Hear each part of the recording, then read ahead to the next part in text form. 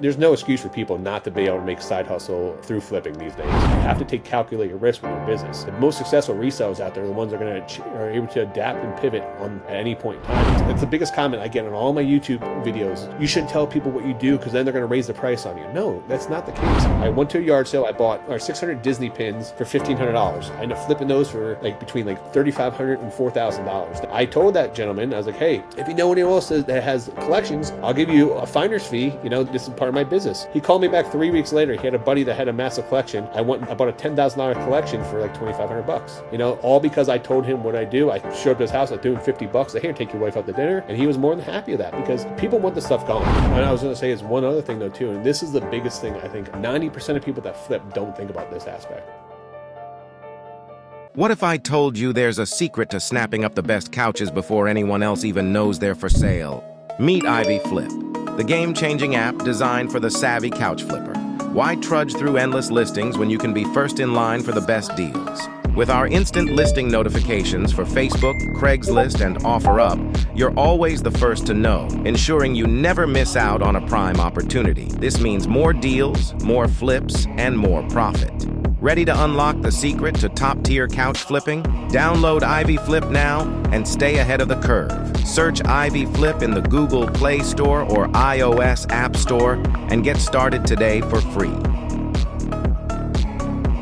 Joining us on this episode of The Couch Pod, we have Rod from Picking and Punching YouTube channel. He has a really interesting background. Not only is he a full-time flipper, he is a professional wrestler. We don't get quite so many people doing both of those things. So Rod, thank you for joining us today. And I would love if you could share with our audience a little bit about your background. Yeah, so I am third generation picker. My grandparents were pickers. They went to flea markets, or they actually went to garage sales, and my grandmother worked at a local thrift store, her church thrift store, and they would find items, take it to flea market and sell it during the 90s. And I used to go around with them, and I was really into sports cards at that time, and I would flip sport cards at the flea market with them. And then my dad had a hauling and tree service business, and I would go out, I would work with him. We would clear out estates. A lot of people died that know him next to kin, so we worked with a couple of lawyers' offices. And then he would clear out the stuff, take the garbage to the dump, and then the rest of the stuff we would take to local auction houses, or he would just flip all on the side. So I kind of grew up in the industry as part of I didn't even think anything of it. I thought everyone kind of just flipped things because that's just how I was brought up, So I would say I'm a third generation picker. I've been doing this ever since I was, a young boy, and then always had a dream to be a pro wrestler. So I decided that I wanted to live my life with no regrets. So in my early 30s, I decided to go to pro wrestling school. Something I was supposed to do a long time ago. I was playing college football. I had a couple hiccups along the way that stopped me from doing pro wrestling back then. So I was like, I don't want to be that person in a nursing home when I'm 90 years old who's talking about they should have did or could have did this. So started to become a pro wrestler, and all I want to do was just wrestle. And then that started taking off. I started traveling throughout the country, doing a bunch of wrestling shows. So along the way, I decided that I'm probably the same level as, say, working for the minor league. You're in the minor league of baseball, so you're in the Yankees, but you're in the minor league team. You're not making a lot of money. You're having great opportunities, waiting for that call up. So I decided as I travel to these wrestling shows, sometimes they're 4 hours, so they could be 10 hours away. I would usually drive to a lot of them. And when I would drive, I would leave, 3-4 hours early, and I would go picking along the way. So hit up pawn stores, I would hit up thrift shops. A lot of the shows were on Fridays, Saturdays, Sundays on the weekends. So you find a lot of yard sales or flea markets along the way. And that's how my YouTube channel got started, was about a pro wrestler that traveled the country, picking his way across America. Welcome to Picking and Punching. That's a great name. Yeah, picking and punching. I understood the picking part. I didn't understand quite the punching until I was like, is that a part of flipping lingo that I'm unfamiliar with? No, it's literally referring to punching. Yeah. It's funny, is a lot of people don't know my background. They're like, your channel name is so aggressive, or they give me a hard time about, but I'm a firm believer you never forget where you came from, because that's part of my dream, and I wouldn't be where I am today if I didn't follow that dream or take those risks, because taking those risks early in my life allowed me to take a risk later on to quit my job. I worked at a full-time job working in the medical industry there for a while, did medical sales, made really good money, but I was super unhappy with the corporate world. And, once again, I said, I don't want to have any regrets. So I watched my dad grow up, be miserable, working as a factory worker, and he did his hauling and tree service on the side. He could have made a lot more money, but he decided to stick with that job because he wanted to make sure he had benefits for the family. And I just didn't want to go that route, watch my dad come home miserable all the time. So So that led me to be able to quit my job and jump full-time into this. I see. So you're a third generation picker, and I'm wondering, like, what sort of generational knowledge has been passed down to you about how to, make money picking? So, knowledge is power. That's one thing I always tell people. I'm not big on regular education, but functional education goes a long way. And when I would go out with my grandparents, that was in the 90s, we would go to like flea markets or,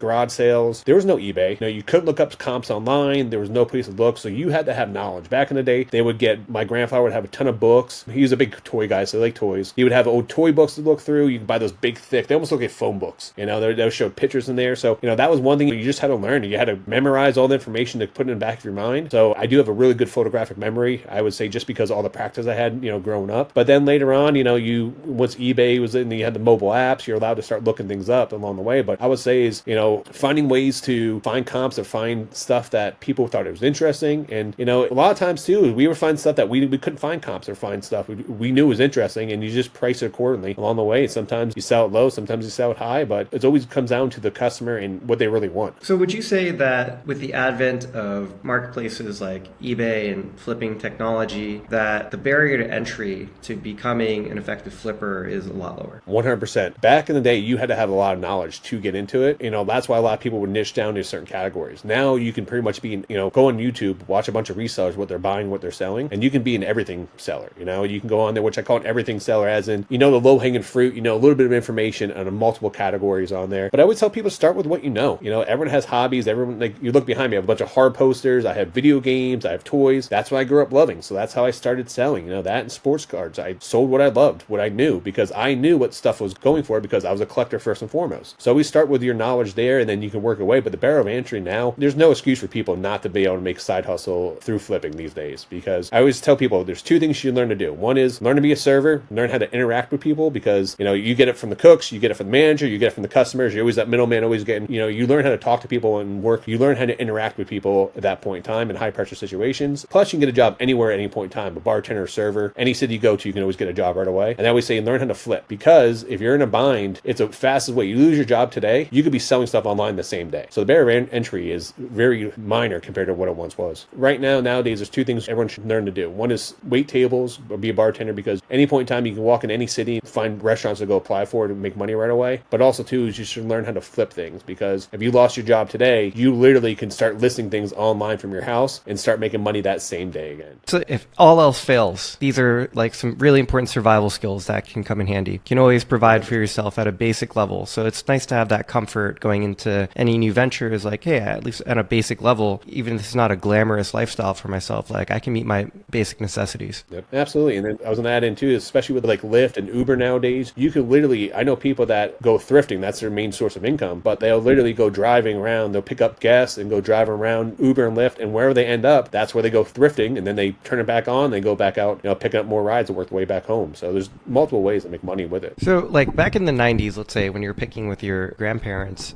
you can't sell online. There's no eBay. So the store, like your distribution by necessity is local. How did that work? Did they have like a flea shop, or how are they finding customers after they purchase their items?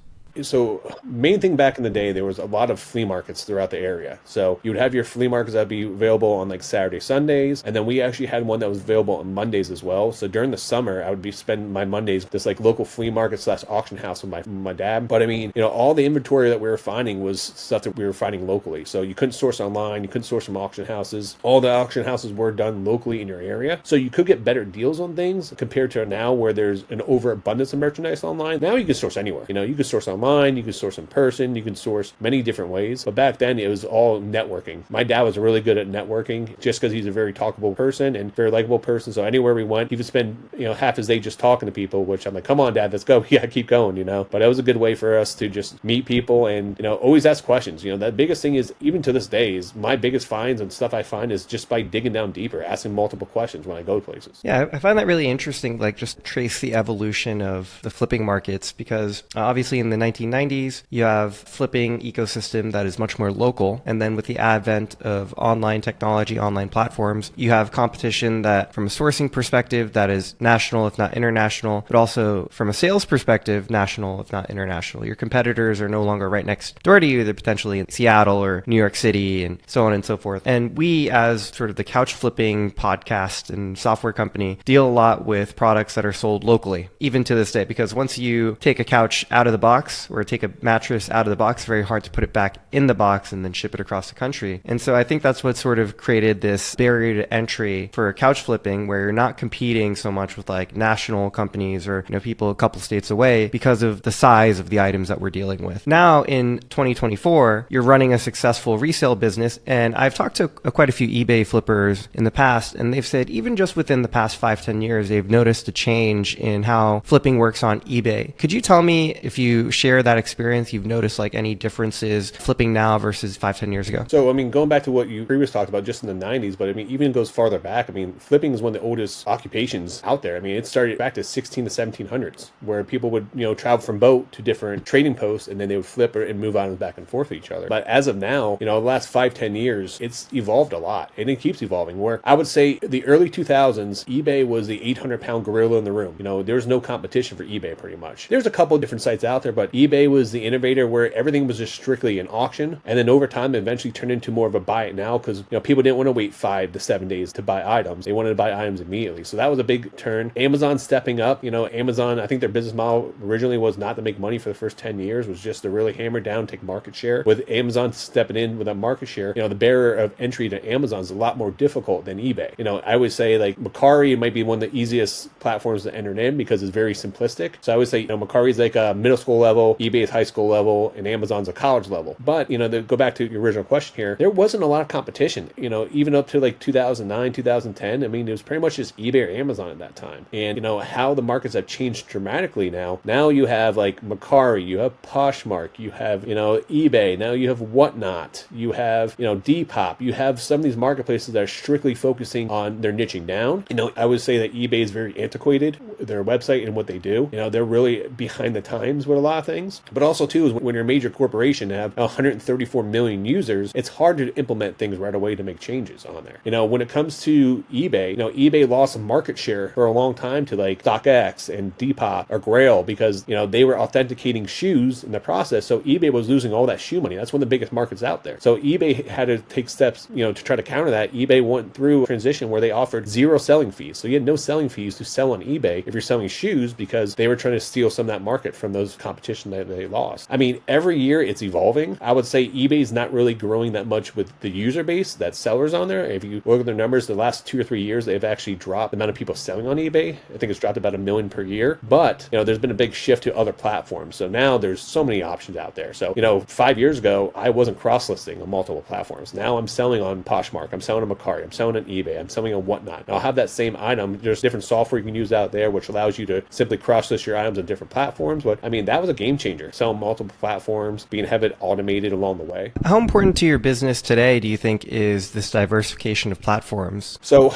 back in the late 2000s, I actually was kicked off eBay for about 2 years. And, eBay doesn't really allow drop shipping, but I started working with a drop shipping company. And during Christmas time, I placed out, it was a t-shirt company. They would make t-shirts. And then, instead of me being able to hold all that merchandise, I didn't want to put out thousands of dollars to put merchandise that may not sell. So what they would do is they allow me to, they send me $50,000 of merchandise in the pictures of what they had. I list it all in my store. People buy it. I send them a shipping label, and then we split the profits. It was a win-win. I had no skin in the game when it came to it. But the problem was they couldn't keep up with the demand during Christmas time. Ended up causing, 2 or 3 days later after someone ordered, they're expecting their products right away. And unfortunately, I wasn't able to ship them out. The shipping company would reach out to me, say, we're out of stock on that. And then it led to a very difficult, conversation with customers, got me some negative feedback. And, I fell below standard on eBay at that time. Now I was out of my control on that, but I should have put a stop to it earlier. But at that point in time, I was in too deep, and, it just compounded. Now, if that happened to me today, the reason I bring that up here, I didn't have another platform to turn to. I was either Amazon or I start selling locally, on different sites. So I didn't have a platform to sell. Now, granted, eBay reached back out to me. I was selling 6 figures a year on eBay at that time. They reached back out to me, brought me back. We had a whole conversation about it, explaining what happened. And, I talked with someone in the front office. They actually reached out to me. They wanted me to bring them back because I was doing a lot of business for them. And I've been good ever since since then. But, if that happened to me today, I wouldn't skip a beat with my business. I could just pick up right where I left off, just shift everything to another platform. There's so many more options. Not having those options back then, they always say eBay is the 800-pound gorilla in the room. If it was eBay or nothing. eBay seems to be the place where you can sell anything,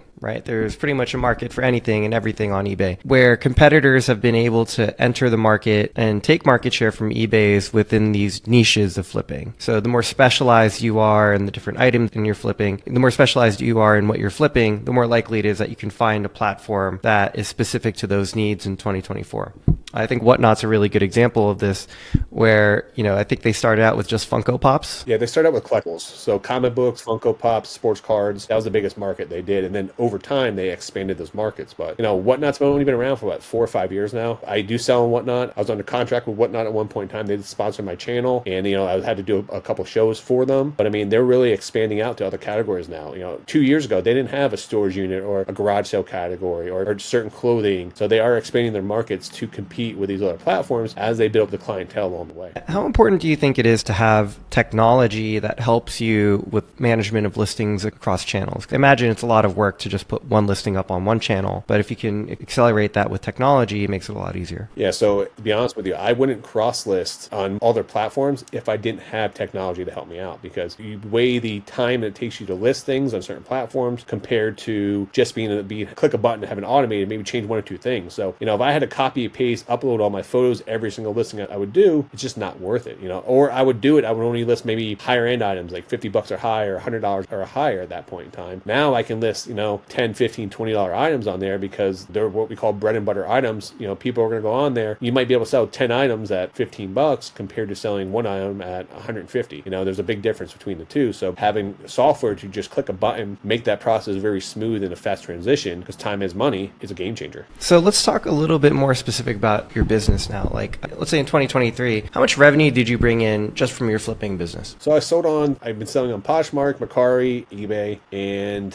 Whatnot. We did 6 figures last year in sales. So we're going to do a lot better this year than we did last year. We went through a transition. We built a house the year previous to that. So I was shifting businesses, moving stuff around, and getting established on YouTube, getting established elsewhere. But now we're just hitting the ground rolling. We have, momentum is going well for us. Networking, we're getting more places to source. But yeah, we're a 6-figure seller online. Amazing. And like last year was more about laying some of that foundation, getting up and running on these different marketplaces, but now you have a process and you're building a bit more of a name brand and reputation for yourself. So things seem to be accelerating for you. Yes. A lot of people think that you need to have a social media following to sell and Whatnot. I went to a conference back in August of last year, and I struggled on Whatnot. I did probably 3 or 4 different shows on Whatnot. Pretty much broke even and lost money on my shows. And it wasn't until I went to this conference it really opened up my eyes, because I ended up talking, one of the reps from Whatnot was there. He said that in his category that he sold, I think he sold in jewelry category, he said that at the top 30 sellers that do sell on that platform, 20 of those top 30 don't even have a social media presence. And part of the reason for that, I always tell people the most successful resellers out there aren't going to be on social media, because their main focus is going to be strictly on their business and business only. They're putting 100% of their time into that. For me, with wrestling gave me a creative outlet to be able to, have freedom to do things. And that's what, YouTube does. It allows me to, have that creative process I had in wrestling, allows me to network. It's all about building a community around it, but also too is like, it does work as a good sales funnel, allows me to, be able to position that to help out my business. Last year I spent a lot of time, a lot of different marketing to try to boost my Whatnot. Now, we went from last year to having 0 followers to having 4,000 followers on Whatnot now. And it's a lot easier when we go live, where we don't have to schedule shows. I can go live and I'll have 30, 40 people show up to a show just to see what I'm doing and putting in there. It's a game changer. And it really has impact how I source, because, on eBay, I got to take pictures of items. I got to list items. I want to maybe have a, minimum listing of like $20 per item or somewhere in that ballpark, compared to Whatnot. Now, when I go sourcing, hey, I'm not going to buy this $5 item for eBay, but hey, if I get 20 of these $5 items, I can sell those within 30 seconds, but 30 seconds pop. And then the good thing about Whatnot is you're getting multiple people. So you might have 20 buyers that are buying 85 items. It's fast to package, fast to ship. It's, quick way to flip items. So it's been a game changer for us. Yeah, it's very helpful to have an immediate connection with your audience, because you kind of know what they're looking looking for, right? And so there's less risk involved when you're buying things. And I think this is such an underrated consideration of flipping. We obviously work primarily with couch flippers today, and you'd be surprised at how many couch flippers are totally tunnel visioned on couches only. And I think that makes sense to an extent, right? Like you find something that works for you, there's a formula there, and you, instead of like letting yourself get distracted, you kind of focus on the thing that's working for you, making you money. But there's all this opportunity to, I don't know, pick up a table or pick up a bed frame, and you're already in that person's house, and you could probably flip it for 300, 400, 500 bucks if you know what you're looking for. And people don't take on those opportunities because they don't know, it's like not a known quantity to them, right? They know if I pick up this sectional for $200, it's brand name, West Elm, and in good condition, I can flip it for $700 profit. But if I pick up this, nice wooden antique dining room table, I don't know, I've never done it before, therefore I'm not willing to take the risk. But in reality, that might be $1,000 flip that they're just passing on. That's actually, I have shifted my business multiple times throughout the years because of that approach. At one point in time, all I sold was video games on eBay because they're fast flips. I could get them in abundance. But what happened was the video game market started to really take off. There's a high demand for a lot of things. And then I would literally find myself going to yard sales, going to 5, 10, 15 yard sales before I found items to actually sell. So I started calculating in my head how much time I was wasting by not branching out and buying other items. So I think you make one heck of a point there is, you have to calculate risk with your business. The most successful resellers out there are the ones that are able to adapt and pivot at any point in time, and you need to take calculated risk because what happens if someone comes in that in their area that's flipping couches, or a company comes in that does it? That might, they have bigger advertising budget, they have more stuff to do. That might hurt your business. You always have to have other ways to make money. I think it's crucial because when I go to yard sales now, I never sold books, I never sold video VHS, I never sold CDs, and the only reason I bring that up here I never sold clothes for the longest time. But these are things you're going to find in abundance. These are things I would call your bread and butter items. You could show up to a yard sale at 8 o'clock in the morning or 3 o'clock in the afternoon. These things are always going to be there because people pass them up because they're looking for the shiny objects, the shiny things. They're looking for the brand new PlayStations. They're looking for video games. They're looking for sports cards. They're looking for Pokemon cards. Stuff that they know are going to flip right away, but they leave all these other things. Learning about appliances, kitchen appliances, man. So many people leave money on the table by not knowing kitchen appliances. But yeah, you make a great point. You got to change and adapt. I think if you want to have longevity in the flipping game, coming from a third generation flipper, talk about longevity. It's about being less focused on a category and an item and having more of this flipper mindset, being flexible and adaptable to the market because things are going to ebb and flow. Video games might be hot one day, couches might be hot another. But if you know how to identify value and identify those arbitrage opportunities, then that's a skill that's going to carry through, forever. And I always think people need to focus on a category because you want to become an expert in one category. If it's couches, if it's video games, whatever it is, because you will know that anyone can walk in and be like, oh, okay, I know that this video game is going to be worth X amount of dollars. You know what I mean? But did you know that the controllers or that the power cord with that can bring you an extra 10, 15 bucks per item? Those are things people don't think about. So when you do niche down and you are able to focus on a category, you become an expert in that category. So you're going to find a lot of things that people leave behind, or you're able to pay up for items. But also too, is as you're doing that, you always need to expand your knowledge along the way. And I'm a firm believer, functional education and going to school and stuff like that. For me, I would say traditional school was a waste of time for me, but functional education, learning what other flippers are buying, selling. To this day, I've been flipping items for 25 years and I still learn new stuff every single week that I could sell. And the market changes. So what sold for me 2 years ago may not sell for me now. So you always have to be adapting and changing. And I think it's crucial for your survival in this business. Yeah, absolutely. And what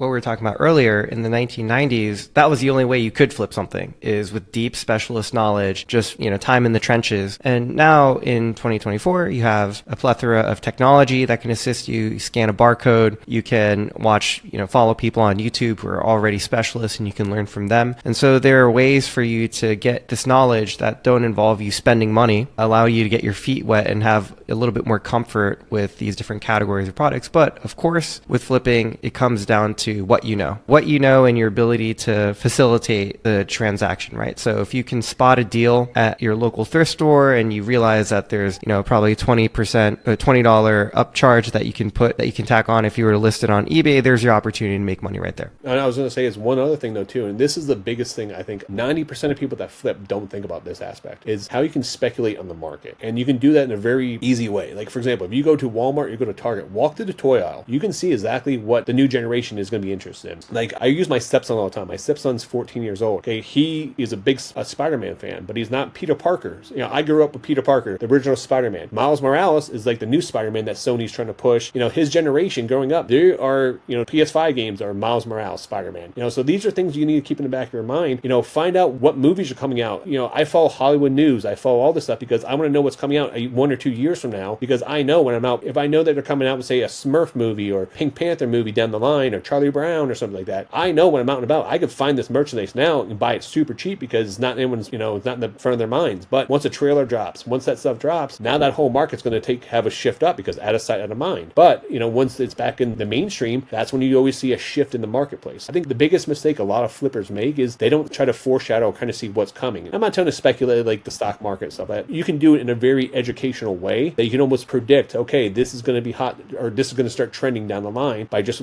looking at the generation, you know, coming up behind us, but also, you know, what's coming out in movie, what's important in pop culture right now. And I think that's a big thing a lot of people miss out on. Yeah. Well, you know, I think it's very hard for people to be able to do that. You're talking a lot about functional education, and I think you have someone who's been doing this for a while, a lot of context and great memory. But, you know, for a lot of people, it's hard to have that creativity and imagination. What is the market going to need next? And, you know, in that case, they're almost better along following, right? Leading, like looking at other people's examples and seeing what's working for them. You know, once again, I think this is why so many people in the couch flipping market, they get very pigeonholed, right? Like one of the most common questions that you'll see in these couch flipping groups, et cetera, is like, should I buy this couch? And like, if so, like how much can I sell it for? And you think like all they're doing is buying and selling sectionals or couches all day. Like this should be almost second nature to them after a while. But these are, once again, the kinds of questions that pop up over again. And I think the really good flippers, the ones that pull ahead from the pack, are the ones that are able to have this creativity and who are able to stand on their own 2 feet to do this kind of research and develop that specialist knowledge. But I mean, long story short, knowledge is power, right? And the more you know about the value of things that other people do not, the more opportunities you have for this kind of wealth creation. I definitely 100% agree with you on that. I got a question for you though. Do you think that part of it has to do with people don't want to put the hard work in? Because, you know, that's one thing that I've come across a lot, where people almost want us to tell them what to buy or tell them what, you know, how much they should sell something for, where they don't want to put in the hard work. They don't want to put the research in. Now, I do come across that a lot, because I would say the most successful people that I know in the flipping industry, they bust their butts, man. They are hard workers. They know how to ask the right questions. They know how to dig deeper. I always say that you have to be a detective. You know, there's a difference from being a detective, going to someone's house, and if I was flipping couches, if I walked into your house, first thing I would ask is, oh, you got this couch, what else would you have for sale? You know, that's the first question I would ask. I'm already there. I, you know, have money to flip things. Also, too, not only that though, you know, ask them questions about the other stuff you see. Like when I go to a garage sale, first thing I do is I scan the garage, I scan stuff. I can't tell you how many times people sold me stuff off the wall. My most successful pickups aren't stuff I find at garage sales, it's what people bring me out of their house at garage sales. Because if I walk up to your sale and I see you have kids there, I'm going to ask you if you have video games or sports cards. You know, if I see that you're wearing a Yankee shirt or you know, a football shirt or something like that, or if you're wearing a concert shirt, I'm going to ask for concert shirts. I'm going to ask for, you know, vintage tees, things along those lines. So you almost have to be a detective. And that goes, it doesn't matter what you're flipping. I think another way, a lot of people miss out on opportunity with that. I think we have to choose the language carefully here. I don't think it's a lack of willingness to work hard, because just by nature of what these guys are flipping, it's hard work, right? Like you're not picking up toys at a garage sale. You're like, maybe you're walking up 3 flights of stairs, moving a heavy sectional all by yourself and lugging it back to your storage and staging. The thing I really like about this market of flippers is that these are individuals who are willing to work hard. So would never put that past them. Now, I guess there are different kinds of labor to be done, right? Like when we're talking hard physical labor like that, they definitely are not shying away from it. But when it comes to the intellectual challenge of figuring out what to buy and taking risks, this is definitely an area where I see people shying away and not wanting to challenge themselves to figure out the puzzle there. It's either because they are scared and there's too much risk, or maybe they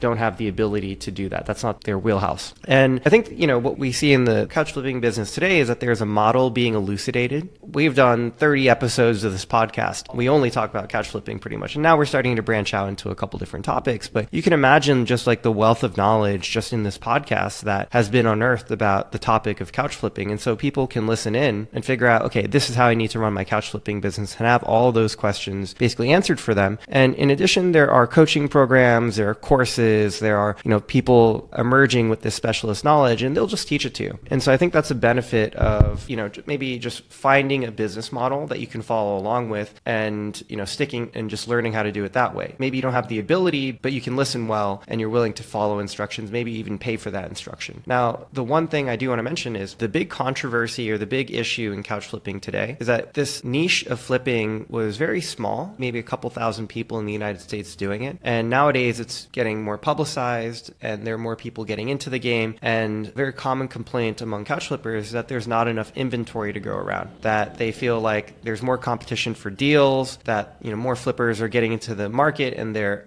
undercutting them on deals and they're listing their products for too cheap, and therefore it's harder for them to make the same profit margins that they used to a couple of years ago due to this level of competition. But at the same time, I don't see these flippers expanding into any other products. And to me, it seems like a natural progression of this industry of used couches would be used furniture, because you're already in someone's house, you're there to pick up a couch, you could probably fit that kitchen table in your car, and your customer who needs a used couch, well, maybe they're moving in from a different part of the country into a new apartment, they could probably use a kitchen table as well, right? So it just seems like a very natural fit that if you were willing to push the envelope a little bit and get outside the box, that you could find ample opportunities to source different kinds of inventory, incorporate that into your business, and then also start differentiating yourself from what other people are doing. Yeah, 100%, man. I mean, as I stated earlier, there's so much opportunity that I missed out on by not asking those questions or by not expanding my knowledge. I was wasting so much time making, trips, going out searching for items and coming back with a little return. And that's what forced me to start expanding my knowledge and taking those chances. And I agree with you 100%. So today in your business, like you sell across these, you listed 4 or 5 different platforms. What sort of product categories do you tend to focus on? So I quit my job to do this full time because, I want to have fun with what I do. So I do sell stuff that I do like. I won't sell stuff that I don't like, even though if I can make money on it, it has to be enjoyable for me, So I focus on pop culture. That's one thing I like to focus on, like toys, video games, sports cards, comic books. I started branching out to vintage clothing. I started branching out to, house appliances because my wife, when we bought a new house 2 years ago, she was buying a bunch of new stuff for it. And I realized how expensive appliances were and how expensive kitchen items were. So, that helped expand my knowledge just by seeing the money that she was spending or the money that stuff that she wanted to buy, So I would say probably my favorite picks is what I like to call paying for my education, where I'll buy something in bulk and then it forces me to learn about it. I'll buy something where I know I'm not going to lose money on, but I would actually pay for education because I have to put the time and work to research as I'm going through listing items. And I would say majority of the time I do very well with that, but that also helps me become expert in that new category as well. Okay, very cool. And you were saying buying in bulk, but you also do you're sourcing while you're on the road. I actually never heard of this before. You mentioned this a little bit earlier, but like a highway show? Yeah, so how I normally source. So my number one place I like to source is going to be garage sales because it gives me my highest ROI, because you could find an item for $1 and flip it for $100. A lot of people just want stuff moved out of there. And then I used to source thrift stores. I used to source pawn shops. Before the pre-pandemic, I would go to pawn shops all the time and make a killing at pawn shops. Now, I also do flea markets, but they have something what they call highway sales throughout the U.S. So what they'll do is there may be 1 or 2 times the entire year, and they'll pick 2 locations. Like one that comes up in August called the Highway 127, goes across 11 states from Michigan to Tennessee and goes up the Highway 127. Along that way, you'll have a lot of towns that do community sales. They'll have church parking lots. They'll have business parking lots where people can rent spaces in, set up a pop-up flea market, and it usually goes for 2 or 3 days. That's the longest highway sale in America. So I started traveling to some of these. I went to Peaches of Beaches last month, which was in Georgia. It was about 200 or 300 miles from middle of Georgia all the way to the coast. Actually, this weekend there's something called Flea Across Florida, which is a 270 something mile from Pensacola, Florida, all the way across Jacksonville. And then you just go up and you go pick along the way. And I will say you hope to find a couple big picks along the way, but when you go do these sales, it's going to be a lot of nickel and dimes stuff. You'll fill your car, your truck up with a lot of smaller items, but if you get those 1 or 2 scores, it makes it worth the trip to go to these. Can you give some examples of good finds that you've had one of these highway sales? Yeah, so last year I went to Virginia, did a 100-mile sale throughout Virginia.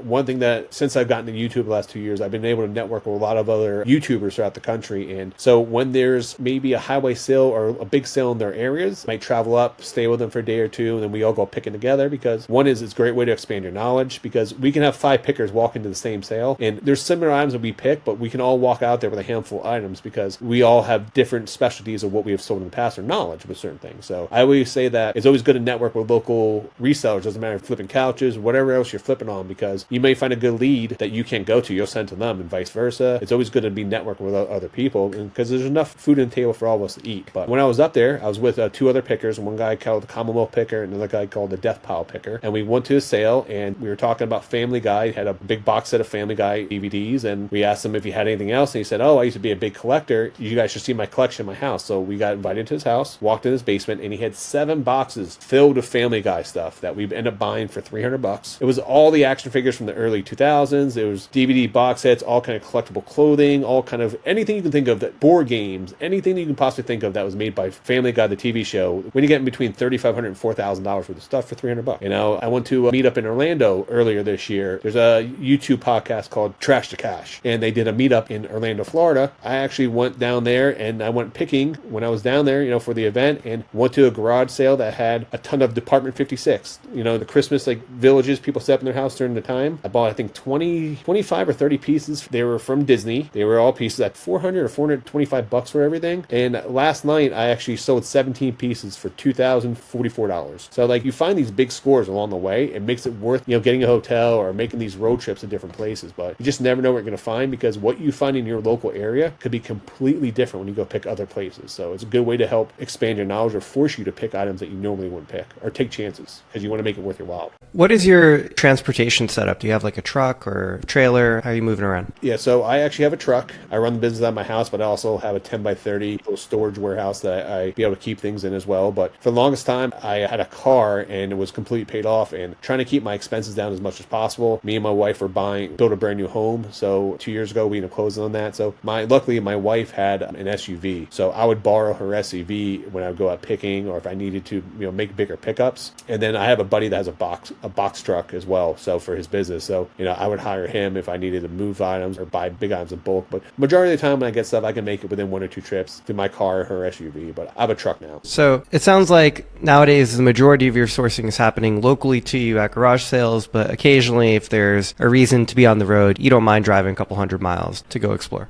Yeah, so when I go out, you know, 2 things I look for. One is, you know, opportunity to get content from my YouTube channel, network with other resellers, but also too, I don't mind driving. You know, with wrestling, I would drive, you know, 5 hours, 10 hours to go to wrestling shows. So I enjoy being on the road. It helps clear my mind, you know, put on a podcast, just drive. That's how I found, you know, listening to you guys for the first time. But yeah, I'll drive. But I mean, I would say, you know, if everyone's thinking about doing this full time, you have to find multiple ways to source, because, you know, there's different parts of the U.S. that you can only do garage sales 4 or 5 months out of the year because of the weather. So you have to find, you know, either flea markets, you know, to find other things. But that's why I can't stress how important networking is, because there's so many times that I have gotten leads from other resellers or other people locally where they didn't want to buy it, but they knew it had value, so they sent my way. Or also too, when I go to garage sales, I tell everyone what I do. I think that's the biggest mistake a lot of people do, because if you don't tell people what you do, how are you supposed to sell you things or be able to send you leads that way? So one of my biggest things is I do a lot of private picks just from networking and just telling people what I do. You know, actually a very controversial topic within couch flipping is, should you tell the person that you're buying a couch from that you are going to flip their couch for profit? And a lot of people will just straight up, like, sometimes they'll lie, otherwise they'll avoid the subject totally. Whereas I think the better approach is to brand yourself as a flipper and let them know, hey, like, if you or anybody else that you know needs to get rid of a couch, like, I'll come pick it up either for free or, you know, I'll pay you some value, like some money for the value of the couch. But most importantly, I'm going to provide you with professional service, get that thing out of your house. And yeah, like, it makes a big difference. So not just in couch flipping, that's across reselling, because a lot of people think that people aren't going to sell them items. It's the biggest comment I get on all my YouTube videos. You shouldn't tell people what you do because then they're going to raise the price on you. No, that's not the case. 9 out of 10 times, I would say if I told 100 people what I do, maybe 3, I kind of want to hand how many times people maybe didn't want to sell me because I was a reseller. No big deal. But those other 95 people, they're welcome. Oh, you're a reseller? Oh, what else you sell? Oh, perfect. Opens the dialogue, opens the conversation. Or I tell people, hey, one of my biggest pickups last year year was, actually no, beginning this year, I went to a yard sale. I bought 600 Disney pins for $1,500. I ended up flipping those for like between like $3,500 and $4,000. That actually helped me get established on Whatnot as selling Disney items. I told that gentleman, I was like, hey, if you know anyone else that has collections, I'll give you a finder's fee. You know, this is part of my business. He called me back 3 weeks later. He had a buddy that had a massive collection. I bought a $10,000 collection for like $2,500. You know, all because I told him what I do. I showed up to his house. I threw him $50. I said, here, take your wife out to dinner. And he was more than happy with that because people want the stuff gone. You know, a lot of people have that misconception where, if they know I'm flipping it for profit, they're going to charge me more. They don't want to sell to me. And that's not the case. People want things gone. I can't tell you how many times people ask me at a garage, hey, this item's $10. What are you going to sell for? I'm probably going to sell it for $50, $60. And they're okay with it because they just want the item gone. If you're honest with people, the biggest approach is don't lie to people. You know, as long as you're genuine, as long as you say, hey, this is my reselling business. But there's a right way and a wrong way to tell people, hey, you know what? I bought this for $50. I'm going to make $1,000 off it. You know, you're not trying to throw that in their face to say, hey, I'll make a nice profit off this. But if you know anyone else that could use my service, let's do this. There's a wrong way and a right way to do it. I agree with you. If you just be honest with people, it's going to work to your benefit more times than not. Yeah, absolutely. I think if anything, people have a curiosity about it. And it's just like a curious appreciation of what you're doing, more so than an interest in doing it themselves, particularly for that item in that moment, right? Like if you're having a garage sale, I want to get rid of this shit. I don't want to go through the hassle of like also listing every item individually on Facebook or creating a Poshmark account. And, if I have that conversation with them, okay, maybe a light bulb goes off and, this is interesting. Like, I'd like to look into this. And then now they have information that they can use for the future. But I don't think it's going to prevent them from selling you that item in the moment. Well, I think you made a big crucial point there is people don't understand how much time and effort we put into things. Like you're searching for those couches. You find that couch. You may have to bring it home. You may have to clean that couch. You have to stage that couch, take photos of that couch, and then list that couch, and then either deliver or set up a time. That's a lot of time people invest. When I come to their yard sale and I tell people, hey, I'm going to buy, and when I tell them I'm a reseller and let them know I buy in bulk, like, oh, you buy in bulk? Awesome. I want all this stuff gone. Let's make a deal. I get that more times than none. And then also, I think going back to what you originally said about a lot of couch flippers aren't expanding their knowledge or selling other things. They get tunnel vision is because they have the same mindset. If they don't tell people what they do, they're never going to expand their knowledge or expand their market to be able to have the opportunities to sell other things. Because if those same people would tell that seller, hey, this is what I do. I sell furniture. I sell couches. Do you have anything else you guys want to sell? I would buy items. Right away, you're opening that door for a brand new conversation. So I think that they go hand in hand with each other. What's been so interesting, at first we were so focused on couch flipping only and only having couch flippers on the podcast. But the reason why we've started to branch out, have conversations with people who are flipping in other niches is there are lessons that are learned in other flipping niches that I think are extremely applicable to the couch flipping world. Because at the end of the day, flipping is flipping. And there, of course, are nuances specific to couches, but there's a lot of knowledge just about like how to flip and how to run a flipping business in general that, I think there's a lot to learn from. Yeah. So I'm curious today, in an average week, how many items you're moving on your stores, on your online storefronts? So it's going to vary a lot. And that depends on what platform I'm selling. So there's some weeks where I'll sell on eBay 10, 15 items a day. There's some weeks I'll sell, say, 50 to 100 items that week. Or there's some weeks I'll sell 400 to 500 items. Because if I'm doing whatnots, when I do a whatnot, if I know I'm going to invest an hour to an hour and a half of my time, between 1 and 2 hours of my time, I am going to make it worth my while. So I'm going to put up 80 to 100 items to move. Well, I do 3 whatnots in a week. That's 300 items are there on top of my other platforms. So, but time is of the essence. So if I do these whatnots, I'm not listing on eBay. So I'm not listing new inventory on eBay because I'm focused my time on packing and doing those shows. Now I've gotten to the point now where I build enough following on Whatnot where I don't have to take pictures and, be able to niche down on Whatnot. I do a lot of Disney shows now. So when I do a Disney pin show, I just put down winner's choice and I'll put up 5 or 10 different items. I'll let the market, let them bid, let them pick what they want. And I just got to put a little number and chip it out. So that goes super fast compared to taking a photo of 100 items, writing a title for those items and listing it on Whatnot. So I'm at the point now where I found a way to be able to really focus, narrow some of my shows. Now I also do storage unit shows on there where I sell a little bit of everything on there, or almost like a garage sale on there. So when I do those, I might only sell 40 or 60 items in a 2-hour time frame. But if I do like a Disney pin show where they're so small and I can just don't have to take photos, don't have to make one listing, quantity of 100, put 10 pins on a board and say winner's choice, and then everyone just fight out and then they pick and choose which one they want. So that allows me to move a lot more inventory and faster. So it's going to vary per week, but we're selling more now than we ever have. And since August of last year, we've sold almost 3,000 items on Whatnot now. And that number's going to go up going forward. So at least a couple dozen, if not hundreds of items a week. And do you know what your average, let's say profit per flip is, gross profit per flip?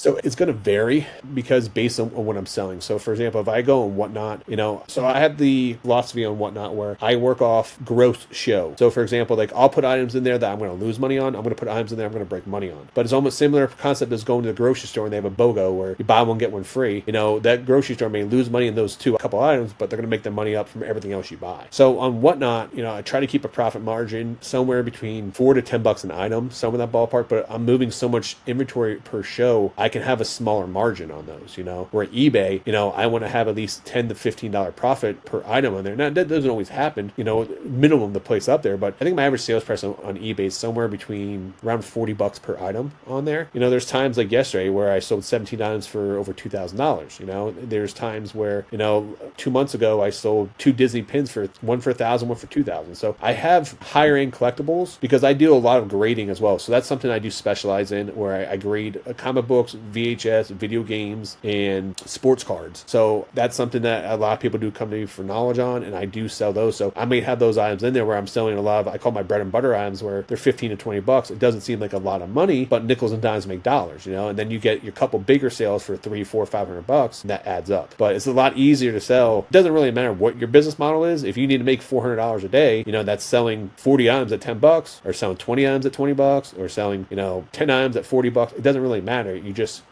based on what your business model is, based on the type of inventory you get. The reason I ask is I think one reason people are so drawn to couch flipping is the idea that you could flip a single item and make $400, $500 pretty consistently. And there's like an allure to that, right? So you're not like spread thin across so many items. Yeah, there's definitely a big appeal to that, but on the reverse side, you're putting a lot more physical labor into what you guys are doing, where someone could just sit on their couch, flip an item, walk in their garage, grab a box and ship it out. So I think that there's a lot more work. So you're putting a lot more work into those higher profit margins, but I mean, that's what you should be getting because it's a lot more work and, physical labor that goes into that.